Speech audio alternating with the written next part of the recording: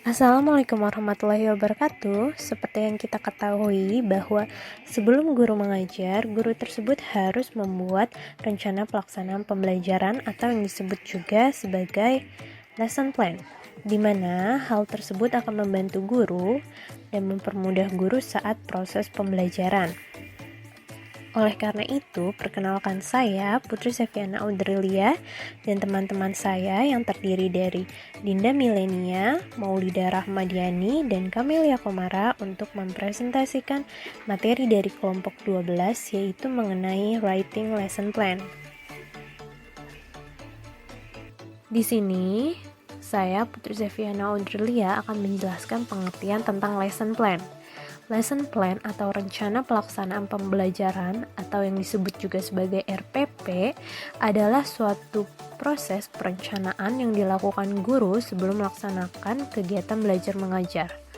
Perencanaan pembelajaran adalah proses pengambilan keputusan hasil berpikir secara rasional mengenai sasaran dan tujuan dari pembelajaran tertentu, yakni perubahan perilaku serta rangkaian kegiatan yang harus dilaksanakan sebagai suatu upaya dalam pencapaian tersebut dengan memanfaatkan segala potensi dan sumber belajar yang tersedia. Lesson plan sendiri mencakup rincian pelajaran, hasil pembelajaran yang akan dicakup, metodologi yang akan digunakan, sumber daya atau bahan yang diperlukan, dan kegiatan yang akan dilakukan. Bagian akhir dari lesson plan ialah membahas evaluasi sesi dari perspektif peserta didik dan pengajar. Lesson plan sendiri memiliki tujuan yang paling sederhana yaitu untuk mempermudah proses pengajaran di dalam kelas. Proses pengajaran di dalam kelas akan berjalan efektif, terstruktur, dan terorganisir dengan baik apabila lesson plan disiapkan dengan kerangka pemikiran yang kreatif. Selain itu, tujuan lesson plan juga membuat pendidik mengetahui dengan jelas mengenai materi yang akan disampaikan kepada siswa, membuat pendidik bisa mengantisipasi jika di tengah pembelajaran ia kehilangan ide. Untuk materi selanjutnya tentang komponen lesson plan akan dijelaskan oleh rekan saya.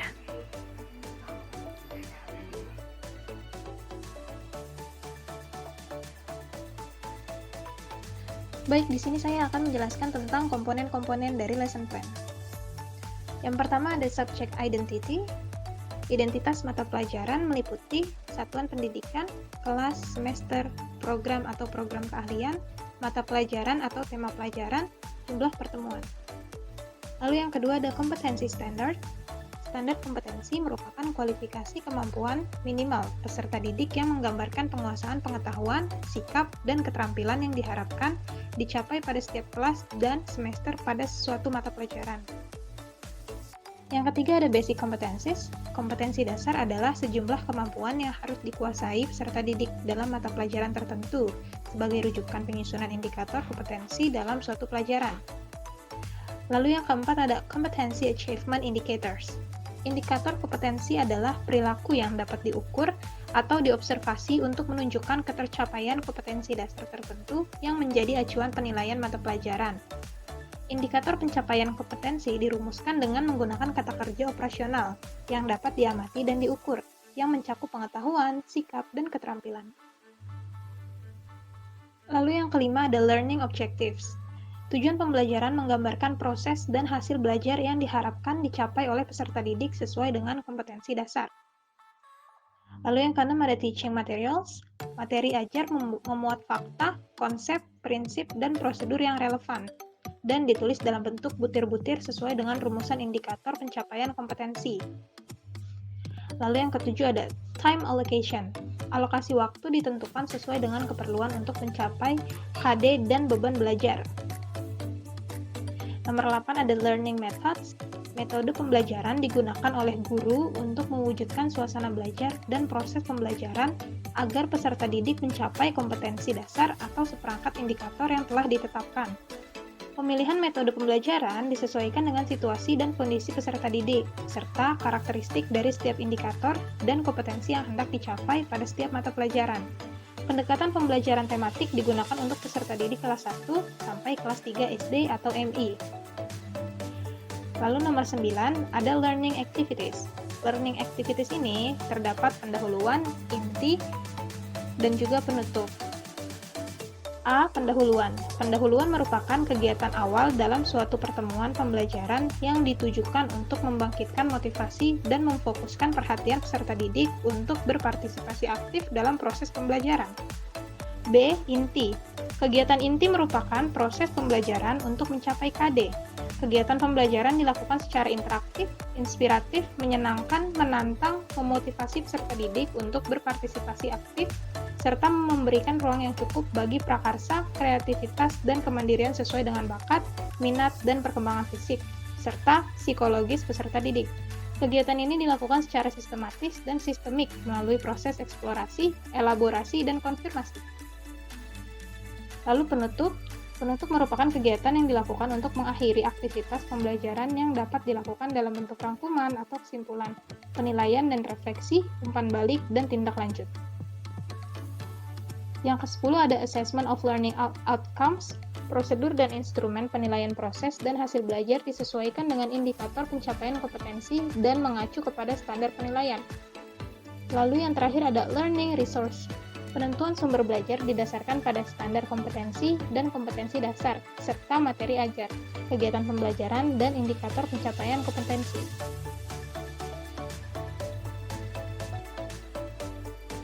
Yang selanjutnya, saya akan menjelaskan tentang how to design a lesson plan. Cara membuat lesson plan, yang pertama, know the students. Guru harus memahami siapa yang akan dididik, mengantisipasi berbagai gaya belajar, menyesuaikan RPP dengan memasukkan semua gaya belajar melalui latihan mandiri dan kelompok. Yang kedua, set a learning objectives. Tujuan pembelajaran adalah pernyataan yang memberikan gambaran rinci tentang apa yang akan dapat dilakukan siswa setelah menyelesaikan kursus.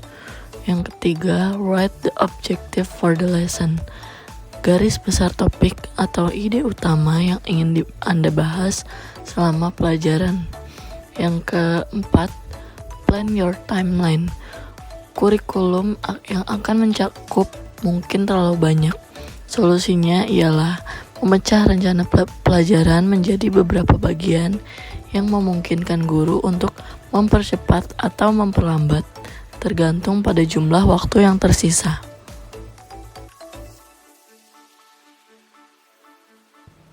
Baik, selanjutnya ada contoh lesson plan. Tampilan pertama lesson plan itu seperti ini. Biasanya ada sekolahnya apa, subjeknya apa, semester berapa, subject matter-nya apa. Subject matter itu materi pelajaran ya. Lalu ada time allocation atau alokasi waktu. Alokasi waktunya berapa? Di sini 60 menit. Lalu selanjutnya ada learning objectives, itu tujuan pembelajaran. Saya akan bacain sedikit. After following the learning process, students are expected to be able to using English in communicating about the presentation of identity with teacher and friends. Lalu selanjutnya demonstrate polite, caring and confident behavior in carrying out communication about self-disclosure. Identify the social function of the text structure and linguistic elements of the identity presentation text, responding to the meaning of oral and written self-explanatory text. Compiling simple oral and written text about self-explanation. Lalu selanjutnya ada learning steps. Learning step itu seperti langkah-langkah pembelajaran. Langkah-langkah pembelajarannya apa? Dan di sini ada kegiatan pendahuluan. Biasanya kegiatan pendahuluannya itu opening with greetings and praying to start learning, berdoa sebelum belajar, checking attendance, students as a disciplined attitude. Linking the material, then learning activities to be carried out with the experiences of students with previous material, them activity and ask questions to be remembered and relate to the next material. Baik, di sini selanjutnya ada core activities atau bisa disebut dengan kegiatan inti. Di sini diberi waktu selama 30 menit. Yang pertama ada observing, yaitu mengamati. Students watch videos about identity conversations given by the teacher. Then the teacher repeats it 3 times and interactively invites students to observe clearly, sentence by sentence, the contents of the message and the linguistic elements of the video that has been watched. Selanjutnya ada masih di core activities, yaitu questioning atau bisa disebut dengan menanyakan. Students ask things that are not yet known about linguistic elements, the difference between the presentations of identity in Indonesian and in English, and ask about pronunciation and vocabulary in the text of identity presentation. Lalu selanjutnya ada collecting data, atau bisa disebut dengan mengumpulkan data. Students independently and in groups look for example facts of identity, practice saying words or sentences, and try to introduce themselves orally. Selanjutnya ada associating atau bisa dibilang mengasosiasi. Students compare expressions to describe and ask themselves that have been collected from various sources, then get feedback from teachers and friends about social functions and linguistic elements used. Lalu selanjutnya masih di core activities, itu communicating atau bisa dibilang berkomunikasi. Students try to speak fluently with speech, word stress, correct intonation, and write with correct spelling and functions, as well as clear and neat writing, then write down the problems in using English to describe yourself.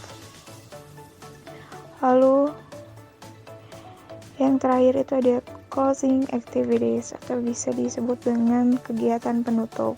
Di sini diberi waktu selama 15 menit. Students conclude the learning material that has been studied. Students reflect on the mastery of the material that has been studied by making notes on the mastery of the material. Students do the evaluation. Students give each other feedback on the results of the learning evaluation that have been achieved. Students agree on the task that must be done related to introductions, learning activities by saying greetings and prayers. Baik, itu contoh lesson plan. Sekian, terima kasih. Baik teman-teman, presentasi kami sudah sampai pada bagian akhir dan seperti yang sudah kami jelaskan sebelumnya bahwa lesson plan dapat mempermudah proses pengajaran di dalam kelas. Selain itu, proses pengajaran di dalam kelas juga akan berjalan lebih efektif, terstruktur, dan terorganisir dengan baik apabila seorang pengajar menulis lesson plan dan disiapkan dengan kerangka pemikiran yang kreatif. Selain itu, lesson plan juga membuat pendidik mengetahui dengan jelas mengenai materi yang akan disampaikan kepada siswa pada saat di dalam kelas. Sekian presentasi dari kelompok kami, kurang lebihnya mohon maaf. Wassalamualaikum warahmatullahi wabarakatuh.